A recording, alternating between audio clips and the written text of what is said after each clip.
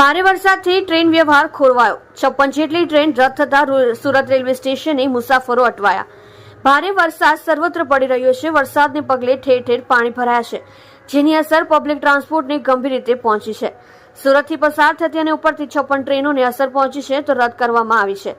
મુંબઈ તરફ જતી તેજસ એક્સપ્રેસ, કર્ણાવતી સહિતની ટ્રેનો રદ કરાઈ છે, જેના પગલે સુરત રેલવે સ્ટેશન પર મુસાફરો અટવાયા હતા. અમદાવાદ મુંબઈ રેલ વ્યવહારને બહુ વધારે અસર.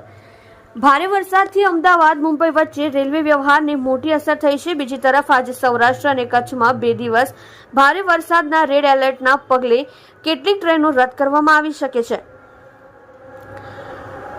મધ્ય ગુજરાતમાં 10 વર્ષ પછી વડોદરા શહેરના 80% વિસ્તારમાં જળબંબાકાર છવાયો હતો, જેથી લોકોને ભારે હાલાકીનો સામનો કરવો પડી રહ્યો છે. લોકોને હાલાકી. ટ્રેન વ્યવહાર ખોરંભે ચડી ગયો છે, જેથી અપડાઉન કરનારા લોકોની મુશ્કેલી પડી રહી છે, તો ઘણા મુસાફરો બસનો ઉપયોગ કરવા મજબૂર બન્યા છે. જોકે ટ્રેન વ્યવહાર પૂર્વવત થવાની આશા પણ ઘણા મુસાફર રેલવે સ્ટેશનને ધામા નાખીને બેઠા હોવાનું સામે આવ્યું છે. જોકે આજે વરસાદે વિરામ લે તો ઝડપથી સ્થિતિ પૂર્વવત થાય તેવી આશા સેવવામાં આવી રહી છે.